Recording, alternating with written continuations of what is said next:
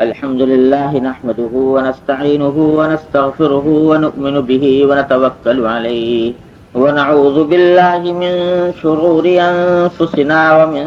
سيئات أعمالنا ونعوذ بالله من شرور أنفسنا ومن سيئات أعمالنا ونعوذ بالله من شرور أنفسنا ومن سيئات أعمالنا من يهده الله فلا مضل له ومن يضلله فلا هادي له وأشهد أن لا إله إلا الله وحده لا شريك له وأشهد أن سيدنا وسندنا ونبينا ومولانا محمدا عبده ورسوله صلى الله تعالى عليه وعلى آله وأصحابه وبارك وسلم تسليما كثيرا اما بعد پچھلے جمعہ میں حسن اخلاق کے ضمن میں ان اوصاف کا یا ان اخلاق کا ذکر شروع کیا گیا تھا جن کا حاصل کرنا ہر مسلمان کے لیے ضروری ہے اور ان کے مقابل ان برے اخلاق کا جن سے بچنا اجتناب ہر مسلمان کے لیے ضروری ہے۔ ان میں سے ایک وصف کا بیان ہوا تھا حلم، اور اس کے مقابل غصہ، بیجا غصہ، اس کی حرمت کا بیان ہوا تھا۔ کچھ تھوڑا سا تتمہ اس بیان کا باقی ہے، لیکن وہ انشاءاللہ جو احادیث آ رہی ہیں علامہ نووی رحمۃ اللہ علیہ نے اس باب کے اندر ذکر کی ہے، ان کے ذیل میں انشاءاللہ وہ باتیں آ جائیں گی۔ تو یہ حدیث ہے عن النواس بن سمعان رضی اللہ تعالی عنہ قال سألت رسول اللہ صلی اللہ علیہ وسلم عن البر والاثم۔ یہ حضرت نواس بن سمعان رضی اللہ تعالیٰ عنہ ایک صحابی ہیں، وہ فرماتے ہیں کہ میں نے رسول کریم سرور دو عالم صلی اللہ علیہ وسلم سے پوچھا نیکی اور گناہ کے بارے میں، یعنی یہ پوچھا کہ نیکی کیا چیز ہے اور گناہ کیا چیز ہے۔ مقصود یہ تھا کہ نیکی کے بارے میں بھی کوئی مختصر بات ایسی ارشاد آپ فرما دیں جو جامع ہو اور جس کی روشنی میں پتہ چل جائے کہ فلاں کام نیک ہے، فلاں کام کرنے کا ہے، اور گناہ کے بارے میں بھی کوئی جامع بات آپ ارشاد فرما دیں کہ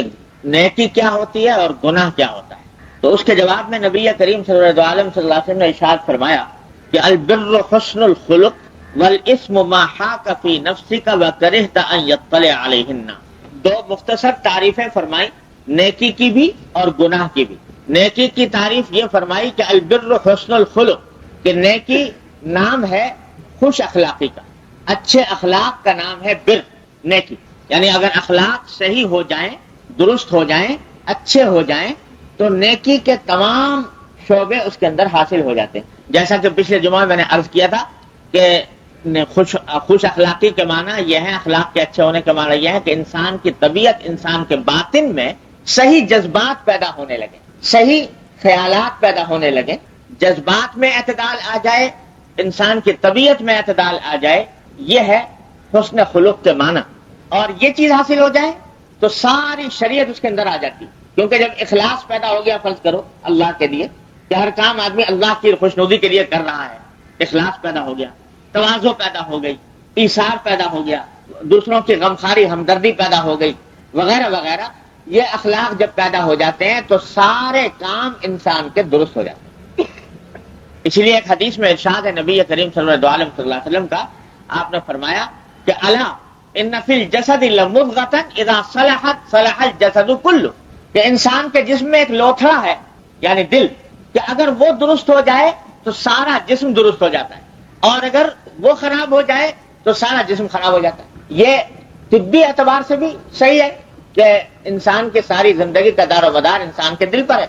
اور روحانی اعتبار سے بھی صحیح ہے کہ اس گوشت کے لوتھڑے کے ساتھ اللہ تبارک و تعالی نے کچھ اخلاق وابستہ کر رکھے ہیں۔ وہ اخلاق اگر درست ہو جائیں تو سارے اعمال درست ہو جاتے ہیں، وہ خراب ہو جائے سارے اعمال خراب ہو جائیں۔ تو اس لیے حسن الخلق سے تعریف فرمانا نیکی کی، یہ ایک جامع تعریف ہے کہ جب یہ درست ہو جائے گی، یعنی دل درست ہو گیا، اللہ تبارک و تعالیٰ کی بندگی اس میں پیدا ہو گئی، اخلاص پیدا ہو گیا، تو اس کی عبادات بھی درست ہو جائیں گی، اس کے معاملات بھی درست ہو جائیں گے، اس کے اخلاق بھی درست ہو جائیں گے، اس کے معاشرت بھی درست ہو جائے گی۔ اس لیے جامع تعریف فرما دی کہ نیکی ہے اخلاق کی درستی، حسن الخلق۔ اور اس کے مقابلے میں گناہ کی تعریف یہ فرمائی کہ والاسم ما حاک فی نفسک وکرہت ان یطلع علیہ الناس، کہ گناہ یوں سمجھ لو وہ چیز ہے جس سے تمہارے دل میں خلش پیدا ہو، یعنی وہ کام کرتے ہوئے تمہارے دل میں رکاوٹ پیدا ہو، اور تم اس بات کو پسند نہ کرو کہ تمہارا وہ عمل دوسروں کے علم میں آئے، یعنی ایسا کام جس کو کرتے ہوئے دل میں رکاوٹ پیدا ہو رہی ہے، بھائی پتہ نہیں اچھا ہے برا ہے، کروں کہ نہ کروں، کچھ دل آمادہ نہیں ہو رہا، مطمئن نہیں ہو رہا، اور اگر کر لیا تو یہ خواہش ہے کہ بھائی لوگوں دوسروں کو پتہ نہ چلے تو اچھا ہے، یہ کام جب ہو تو سمجھ لو کہ یہ گناہ ہے، اس واسطے کہ اللہ تبارک و تعالی نے قرآن کریم میں فرمایا ہے کہ وَنَفْسٍ وَمَا سَوَّاهَا فَأَلْهَمَهَا فُجُورَهَا وَتَقْوَاهَا، اللہ تبارک و تعالی نے جب انسان کو پیدا کیا تو انسان کے دل میں ایک عجیب چیز پیدا فرما دی، جس کو مختلف ناموں سے یاد کرتے ہیں، کوئی کہتا ہے وہ ضمیر ہے، کوئی کہتا ہے وہ نفس لوامہ ہے، ایک ایسی چیز پیدا کر دی ہے انسان کے دل میں جو برائی کا احساس دلاتی ہے اور اچھائی کا احساس دلاتی ہے، وہ اللہ تعالیٰ نے فطری طور پر انسان کے دل میں پیدا کر دی۔ تو وہ جو کانٹا ایک لگا ہوا ہے ایک مومن کے دل میں، تو برا کام کرتے ہوئے وہ کانٹا انسان کے دل میں چبھتا ہے، اسی چبھن کا نام ہے تردد، شک، خلش، وہ خلش پیدا ہوتی ہے کہ یہ کام پتہ نہیں کروں کہ نہ کروں، اچھا ہوگا یا برا ہوگا، یہ خلش جو پیدا ہو رہی ہے، فرماتے ہیں جب تک کہ تمہیں کسی کام کا شرعی حکم معلوم نہ ہو تو جہاں خلش پیدا ہو رہی ہو اس کو چھوڑ دو، رک جاؤ، ہو سکتا ہے کہ وہ گناہ ہے۔ یہ اس لیے بتا دیا، عام آدمیوں کو ایک اصول بتا دیا، کیونکہ ویسے تو شریعت نے کھول کھول بتا دیا کہ فلاں کام حرام ہے، فلاں کام حلال ہے، فلاں جائز ہے، فلاں ناجائز ہے، لیکن ہر ایک آدمی کو ساری باتوں کا علم نہیں ہوتا، تو کرتے ہوئے ایک مومن کے دل میں کبھی کبھی خلش پیدا ہوتی ہے، کانٹا سا کھٹکتا ہے کہ پتہ نہیں یہ کام ٹھیک ہے کہ نہیں ہے، تو آپ نے فرمایا کہ بس وہاں رک جاؤ، اس واسطے کہ یہ جو خلش تمہارے دل میں پیدا ہو رہی ہے یہ اس بات کی علامت ہے کہ اس کام میں کچھ نہ کچھ برائی ضرور ہے، اور کم از کم یہ کرو کہ اگر کوئی جاننے والا موجود ہے تو پوچھ لو اس سے کہ جائز ہے کہ ناجائز ہے، حلال ہے کہ حرام ہے، اور جب تک کہ پوچھ کر اطمینان نہ ہو جائے اس کے جائز ہونے کا یا حلال ہونے کا، اس وقت تک وہ کام نہ کرو۔ یہ ایک اصول بیان فرما دیا نبی کریم صلی اللہ علیہ وسلم کہ جس سے رکاوٹ ملے، مگر یہ اس وقت ہے، ذرا سمجھ لیجئے کہ یہ کانٹا جو اللہ تعالیٰ نے لگایا ہے دل میں، جو روکتا ہے ٹوکتا ہے انسان کو برے کام کی، یہ اس وقت ہے جبکہ انسان کی فطرت سلیم ہو، اور گناہوں کی کثرت نے اس کو بے حس نہ بنا دیا، اللہ بچائے، تو اس وقت یہ کانٹا کھٹکتا رہتا ہے۔ لیکن بعض اوقات ایسا ہوتا ہے کہ انسان کو یہ کانٹا کھٹکتا رہتا ہے لیکن وہ اس کی پرواہ نہیں کرتا، اور جائز ناجائز حلال حرام سب کچھ کرتا چلا جاتا ہے غفلت کے عالم میں، تو بے تحاشا کرتا ہے گناہ، اور بے فکری سے کرتا ہے، غفلت سے کرتا ہے، تو کرتے کرتے یہ حالت ہو جاتی ہے کہ پھر یہ کانٹا کھٹکنا بند کر دیتا، پھر انسان کے اوپر غفلت طاری ہو جاتی ہے، دل پر پردہ پڑ جاتا ہے، اور اس کے بعد غلط سے غلط کام کے وقت میں بھی دل میں کوئی احساس پیدا نہیں ہوتا اور وہ کھٹکنا بند ہو جاتا ہے۔ تو اللہ بچائے، اللہ تعالیٰ محفوظ رکھے۔ پھر گناہوں کی کثرت کی وجہ سے انسان کی عقل خراب ہو جاتی ہے، ذوق بگڑ جاتا ہے، اور اس کی وجہ سے پھر یہ کانٹا صحیح کھٹکنا چھوڑ دیتا ہے، تو اس کا اعتبار نہیں ہے۔ کوئی آدمی کہے صاحب مجھے تو کبھی نہیں کھٹکتا، میں تو شراب بھی پیوں اور گناہ کا کام بھی کروں اور بدکاری بھی کروں معاذ اللہ، اور میرے دل میں تو کوئی کھٹکتا ہے نہیں، لہذا میرے لیے تو گناہ نہ ہوا۔ تو وہ اس لیے نہیں کھٹکتا کہ گناہ کر کر کے اس کو بیکار کر دیا۔ حدیث میں آتا ہے، بڑی یاد رکھنے کی حدیث ہے، نبی کریم صلی اللہ علیہ وسلم نے فرمایا کہ جب انسان کوئی گناہ کرتا ہے، کوئی مومن، تو اس کے دل پر ایک سیاہ نقطہ لگ جاتا ہے، اس گناہ سے سیاہ نقطہ لگ گیا۔ اب اگر اس نے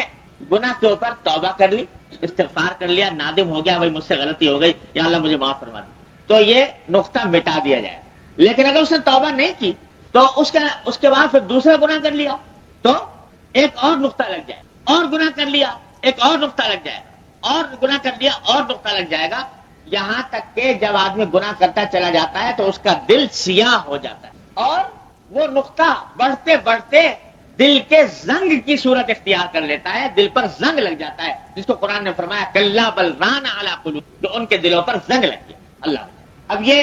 نقطہ کیسا ہوتا ہے اور زنگ کیسے لگتا ہے؟ چیر کے دیکھو دل میں تو کالا نقطہ نظر شاید نہ آئے، لیکن یہ نقطہ لگنے کے معنی یہ ہے کہ وہ جو اللہ تعالیٰ نے اس میں ایک صلاحیت رکھی ہے اچھے برے کے امتیاز کی، یہ سیاہی اس امتیاز کی صلاحیت کو ختم کرتی چلی جاتی ہے، یہاں تک کہ جب انسان بڑھتا چلا جاتا ہے وہ صلاحیت بالکل ختم ہو جاتی ہے اور زنگ لگ جاتا ہے، پھر گناہ کرتا چلا جاتا ہے، کوئی ذرا سی بھی خلیج پیدا نہیں ہوتی اس کے اندر، تو اس کا تو اعتبار نہیں۔ لیکن ایک سلیم الفطرت انسان کے دل میں جو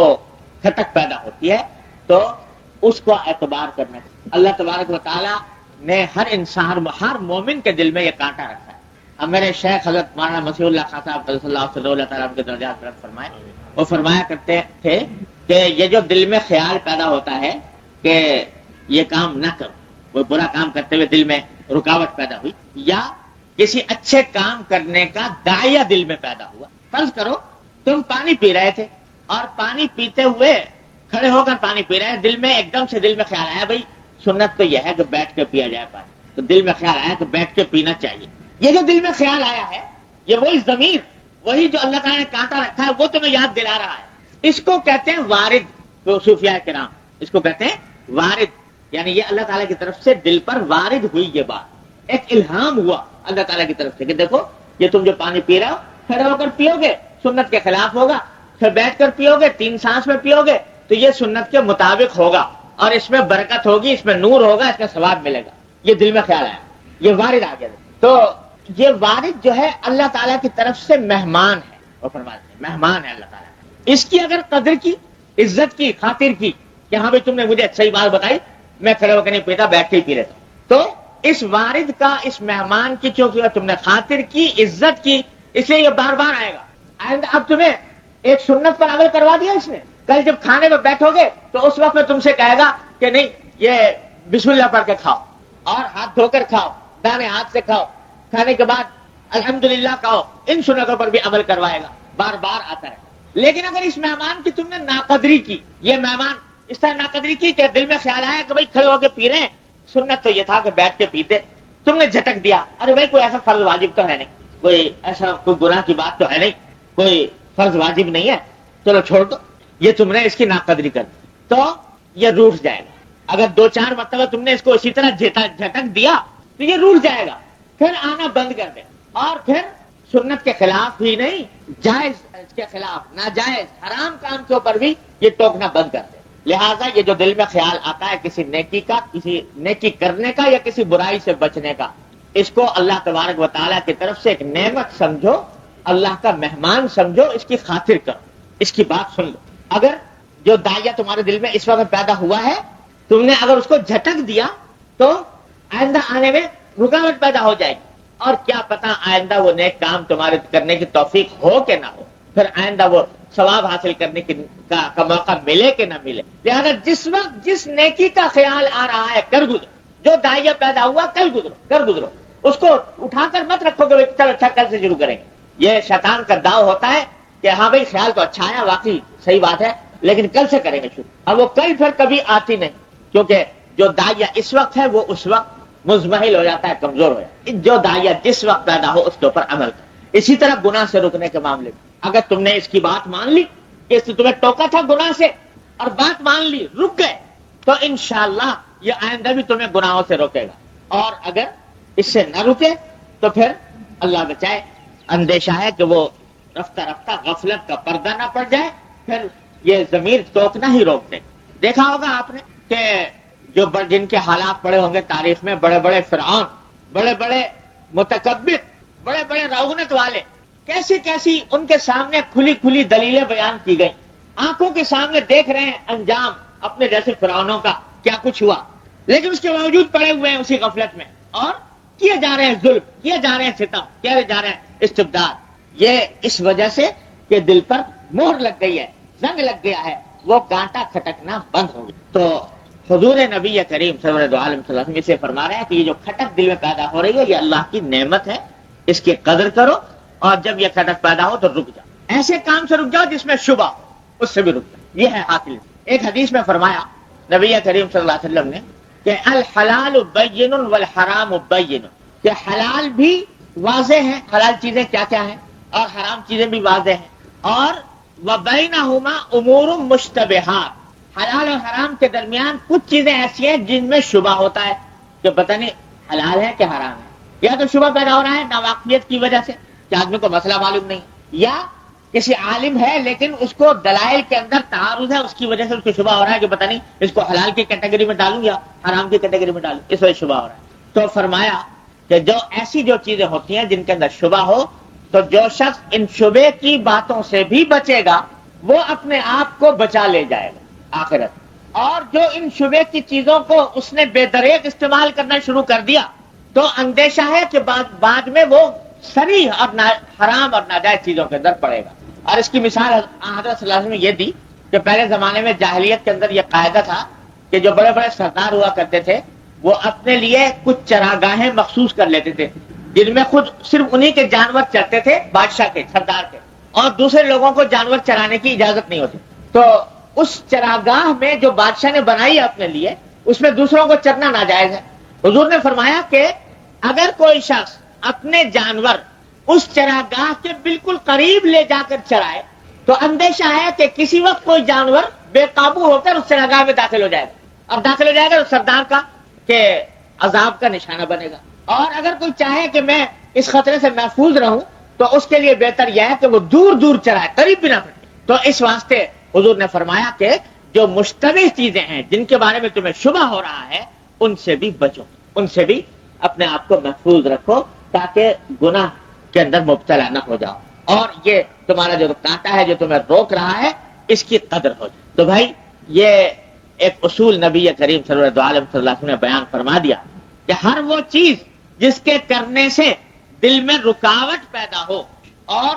رکاوٹ پیدا ہونے کے ساتھ تمہیں ساتھ میں یہ بھی خیال ہو کہ بھائی دوسروں کو پتہ نہ لگے اس بات کا کہ میں یہ کام کر رہا ہوں، تو اس کو گناہ سمجھ کر چھوڑو۔ یہ ہے تقویٰ، تقویٰ کا اعلیٰ درجہ۔ یاد رکھیے تقویٰ کی 3 قسمیں ہوتی ہیں۔ تقویٰ ایک تو ہے الحمدللہ ہر مسلمان کو حاصل ہے، اس کو کہتے ہیں تقویٰ عن الشرک، شرک سے بچنا، توحید کا اقرار عقیدہ اور شرک سے بچنا، یہ پہلی قسم ہے، ادنا درجے کی قسم ہے تقویٰ کی، تقویٰ عن الشرک۔ یہ الحمدللہ ہر مومن کو حاصل ہے، جو بھی توحید پر ایمان رکھتا ہے وہ اس معنی کے لحاظ سے متقی ہے کہ شرک کا ارتکاب نہیں کرتا۔ دوسرا درجہ ہوتا ہے تقویٰ عن المعاصی، گناہوں سے بچنا، اللہ تعالیٰ نے جن چیزوں کو حرام کیا ان سے بچنا، یہ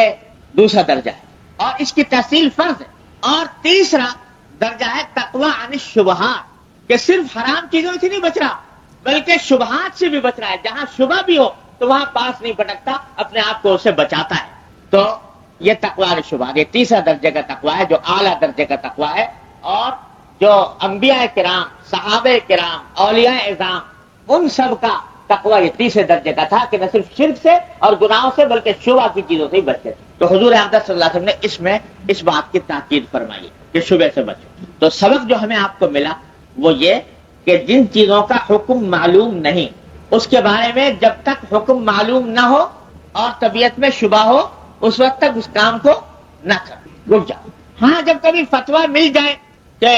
بتا دیا کسی عالم نے، جاننے والے نے، مفتی نے کہ یہ کام جائز ہے، پھر کرنے میں کوئی مذائقہ نہیں، اور اس کے باوجود اگر شبہ دل میں ہو، کھٹک ہو اور انسان بچ جائے تو اور زیادہ فضیلت کی بات ہے، یہ جس کو تقویٰ عن الشبہات ہے۔ اللہ تعالیٰ اپنے رحمت سے ہم سب کو یہ عطا فرمائے، تقویٰ کی دولت عطا فرمائے، تینوں درجات اللہ تبارک و تعالیٰ اپنے رحمت سے عطا فرمائے، یہی راستہ ہے فلاح کا اور صلاح۔ دوسری حدیث ہے کہ عن ابی امامۃ الباہلی رضی اللہ تعالی عنہ قال قال رسول اللہ صلی اللہ علیہ وسلم انا زعیم ببیت فی ربض الجنہ لمن ترک المراء وان کان محقا وببیت فی وسط الجنہ لمن ترک الکذب وان کان مازحا وببیت فی اعلی الجنہ لمن حسن خلقه۔ یہ ابو امامہ باہلی رضی اللہ تعالی عنہ فرماتے ہیں کہ رسول اللہ صلی اللہ علیہ وسلم نے ارشاد فرمایا کہ میں ضمانت لیتا ہوں جنت میں گھر دلوانے، حضور اقدس صلی اللہ علیہ وسلم فرما رہے ہیں کہ میں جنت میں گھر دلوانے کی ضمانت لیتا ہوں 3 آدمیوں کے لیے۔ ایک آدمی کے بارے میں فرمایا کہ اس کو جنت میں گھر دلواؤں گا جنت کے کناروں پر، دوسرے کے بارے میں فرمایا کہ اس کو جنت میں گھر دلواؤں گا جنت کے بیچوں بیچ، اور تیسرے کے بارے میں فرمایا کہ اس کو جنت میں گھر دلواؤں گا اعلیٰ ترین درجے میں، اور میں ذمہ داری لیتا ہوں، ضمانت لیتا ہوں، گارنٹی لیتا ہوں۔ اب اندازہ لگائیے کہ حضور اقدس صلی اللہ علیہ وسلم کی ضمانت سے زیادہ کس کی ضمانت جو ہے وہ قابل اعتماد ہو سکتی ہے۔ آپ ضمانت لیں 3 آدمیوں کے بارے میں فرمایا۔ ایک فرمایا کہ جنت کے کناروں پر گھر دلوانے کی ضمانت لیتا ہوں اس شخص کی جو جھگڑا چھوڑ دے باوجود حق پر ہونے کے. حق پر تھا اور اگر اس کے لیے جھگڑا کرنا جائز بھی تھا، اپنے دفاع کرنا اور انتقام لینا جائز تھا، لیکن محض اللہ کے لیے کہ بھئی کیا جھگڑوں اس دنیا کے اندر جھگڑا کروں، اس نے جھگڑا چھوڑ دیا اور اللہ تبارک و تعالیٰ کی رضا کی خاطر چھوڑ دیا. وہی حلم کے تقاضے کے تحت اس نے جھگڑا چھوڑ دیا. فرمایا میں ذمہ دار ہوں جنت کے کناروں پر اس کو گھر دلو. اب چاہو تو یہاں کے گھر پر لڑ لو، دنیا کے گھر پر، دنیا کے زمین پر، دنیا کی جائیداد پر، اور چاہو تو نبی کریم صلی اللہ علیہ وسلم کی ضمانت لے اور آپ کا وعدہ، آپ کے وعدے کے مصداق بن جاؤ کہ آخرت میں ملے گا جنت میں. تو حق پر ہوتے ہوئے جھگڑا چھوڑ، اتنی زبردست بشارت نبی کریم صلی اللہ علیہ وسلم نے دی ہے. اور اس حدیث کی وجہ سے بے شمار مثالیں ہیں ہماری تاریخ میں جہاں اللہ والوں نے، اللہ کے بندوں نے اپنے بڑے سے بڑا حق چھوڑ دیا اس واسطے کہ اللہ تبارک و تعالیٰ کی خاطر، اللہ تعالیٰ کی رضا جوئی کی خاطر اور نبی کریم صلی اللہ علیہ وسلم کی اس خوشخبری کا مصداق بننے. اور عقل کی بات تو یہی ہے، اس لیے کہ یہ دنیا کے اندر جو کچھ جن چیزوں پہ ہم آپ جھگڑتے رہتے ہیں، یہ مال، یہ دولت، یہ زمین، یہ جائیداد، یہ عزت، یہ شہرت، یہ اقتدار، یہ سلطنت، یہ جن چیزوں پر جھگڑے ہو رہے ہیں، اگر ذرا اللہ تعالیٰ دیکھنے والی آنکھ عطا کرے تو اتنی بے حقیقت چیزیں ہیں جس کا کوئی حد و حساب نہیں. میرے والد ماجد حضرت مفتی احمد شفیع صاحب رضی اللہ عنہ سنایا کرتے تھے کہ مجھے یاد ہے کہ بچپن میں ہم وہاں ہمارا وہ دیوبند کے اندر بچے جو ہیں وہ ایک کھیل کھیلا کرتے تھے سرکنڈوں سے. سرکنڈے ہوتے تھے چھوٹے چھوٹے درخت میں سے کاٹ لیتے تھے چھوٹی چھوٹی شاخیں، اور بچوں کا کھیل ہوتا تھا کہ کوئی ڈھال والی چیز ہے تو اس کے اوپر وہ سرکنڈا ایک بچہ بھی دوڑاتا تھا، دوسرا بھی دوڑاتا تھا. جس کا آگے نکل گیا وہ جیت گیا، جس کا پیچھے رہ گیا وہ ہار گیا، اور جو جیت جاتا تھا وہ دوسرے کے سرکنڈے ہیں وہ اس کو مل جایا کرتے تھے کھیل کے اندر، وہ جیت لیتا تھا. تو والد صاحب فرماتے تھے کہ مجھے یاد ہے کہ ایک مرتبہ میں چھوٹا بچہ تھا، اپنے ایک تائزاد بھائی کے ساتھ یہ سرکنڈوں کا کھیل کھیل رہا تھا. بہت سارے سرکنڈے کہیں سے جمع کر کے لایا اور لا کر کھیلنا شروع کیا. اب کھیلتے کھیلتے یہ ہوا کہ وہ جو میرا بھائی تھے وہ اس کھیل میں بڑے ماہر تھے، تو وہ ہر مرتبہ وہ 2-4 سرکنڈے میرے جیت لیتے. اب مجھے بڑا افسوس ہوتا، میں چاہتا کہ اب دوسری مرتبہ کھیلوں تو میں واپس لے لوں، مگر اگلی مرتبہ پھر وہ اور جیتے تھے. یہاں تک کہ ہوتے ہوتے کھیلتے کھیلتے اور جتنے میں سرکنڈے جمع کیے تھے وہ سارے کے سارے وہ جیت کے لے، جتنے میں نے جمع کیے سب لے لیے. تو فرماتے ہیں کہ مجھے آج تک یاد ہے کہ جب وہ سارے سرکنڈے انہوں نے جیت لیے تو مجھے ایسا محسوس ہوا جیسے دنیا لٹ گئی، میری کائنات لٹ گئی. اور میں اتنا رویا کہ جیسا معلوم ہوا کہ اس دنیا کی پتہ نہیں کتنی بڑی دولت مجھ سے چھن گئی اور اس شخص نے میرے اوپر اتنا ظلم کیا کہ یہ ساری دولت میری چھین کے لے گیا. اتنا صدمہ کوئی حد و حساب نہیں. فرماتے آج جب سوچتا ہوں اس واقعے کو تو یہ خیال آتا ہے کہ یا اللہ کس بے حقیقت چیز کے اوپر رو رہا تھا. وہ سرکنڈے کی کیا حقیقت تھی؟ ایک پیسہ، ایک دمڑی بھی اس کی قیمت نہیں، اور اس کو میں سمجھ رہا تھا کہ میری پوری دنیا ہے، پوری کائنات ہے، اس کے اوپر میں رو رہا تھا. تو آج اس کے اوپر ہنسی آتی. تو فرمایا کہ بس فرق یہ ہے کہ یہاں آ کر ہم رک گئے، ذرا سا آگے بڑھ جاؤ. جب یہ آنکھیں بند ہوں گی، آخرت میں پہنچو گے، جنت اور جہنم کے نظارے سامنے آئیں گے، اللہ تبارک و تعالیٰ کے حضور حاضری ہوگی، تو پتہ چلے گا کہ یہ دنیا کی مال و دولت، یہ گھر، یہ جائیداد، یہ زمین، یہ حکومت، یہ سلطنت، یہ روپیہ، یہ پیسہ، یہ ساری چیزیں بھی سرکنڈوں سے زیادہ بے حقیق، ان سے زیادہ بے حقیق. وہاں جا کر ہنسی آیا کرے گی کہ اچھا یہ زمین پہ لڑتے تھے، روپے پہ لڑتے تھے، پیسے میں لڑتے تھے، تجارتوں میں لڑتے تھے، حکومت اور سلطنت میں لڑتے تھے. یہ تو اتنی بے حقیقت چیز تھی. جس طرح آج اس بچپن میں تو اپنی پوری کائنات اسی سرکنڈوں کو سمجھا ہوا تھا. کوئی اس وقت آ کر سمجھاتا بھی کہ رہے کس چکر میں پڑا ہے، یہ تو کچھ کوئی بھی حقیقت نہیں رکھتا، بے حقیقت چیز ہے، تو سمجھ میں نہ آتا، لیکن بڑے ہو کے سمجھ میں آ گیا. اسی طرح اس وقت جب اللہ والے آ کر بتاتے ہیں کہ بھائی یہ زمین جائیداد، یہ روپیہ پیسہ کوئی حقیقت نہیں رکھتا، تو سمجھ میں نہیں آتا. جب اللہ تبارک و تعالیٰ کے یہاں حاضری ہوگی تو پتا چلے گا کہ یہ چیزیں ان سے زیادہ بے حقیقت تھی، سرکنڈوں سے زیادہ بے حقیقت. تو عقل کی بات تو یہی ہے جو حضور فرما رہے ہیں. کہہ رہے میاں کس چکر میں پڑے کہ اس کے خاطر لڑ رہا ہو، جھگڑ رہا ہو اور اس کے اوپر اپنی ساری توانائیاں صرف کی ہوئی ہے. ارے جھگڑا چھوڑو،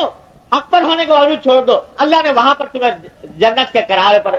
تمہیں گھر دینے کا حضور اقدس صلی اللہ علیہ وسلم ذمہ لے رہے ہیں. عقل کی بات تو یہ ہے. اس لیے پتہ نہیں کتنے بڑے بڑے جھگڑے اللہ والوں نے کتنے بڑے بڑے حقوق چھوڑ اسی کا. اور جب چھوڑ دیتا ہے اللہ کے لیے، اللہ تبارک و تعالیٰ اس کے ساتھ معاملہ دنیا کے اندر بھی ایسا فرماتے ہیں کہ وہ دنیا کے اندر بھی وہ نامراد نہیں ہوتا، پریشان نہیں ہوتا. اگر وہ اللہ کے لیے چھوڑ دے، اللہ کے لیے چھوڑ تو پریشان نہیں ہوتا. ارے بھائی تمہارا حق تھا، دوسرے سے بدلہ لے لیتے جی. بدلہ لے کر کیا کرتے؟ ایک تھپڑ اس نے مارا، تم نے بھی مار دیا. ایک کیا ملا؟ اور تم نے اگر معاف کر دیا اس کو، اور معاف کرنے کے نتیجے میں اللہ تبارک بتائے تمہارے گناہ معاف کر دیے وہاں، اور تمہیں جنت عطا فرما دی، تو یہ تھپڑ مہنگا ہے کہ سستا ہے؟ یہ سودا کوئی مہنگا سودا نہیں ہے کہ آدمی اس کے خاطر اتنا بڑی دولت حاصل کر لے. تو معاف کر دینا اور اپنے حق کو چھوڑ دینا، اس کی اتنی فضیلت. ٹھیک ہے شریعت نے اجازت ضرور دی ہے، تم کو لے سکتے ہو، اپنا حق وصول کر سکتے ہو، اگر لینا چاہو لے لو. لیکن چاہو تو یہ ٹھیکرے لے لو، اور چاہو تو وہ جواہر لے لو آخرت میں، یہ تمہاری مرضی. کوئی گناہ نہیں، اگر ٹھیکرے بھی لینا چاہو لے لو، کوئی گناہ نہیں. لیکن عقل کی بات یہ ہے کہ وہ جواہر لو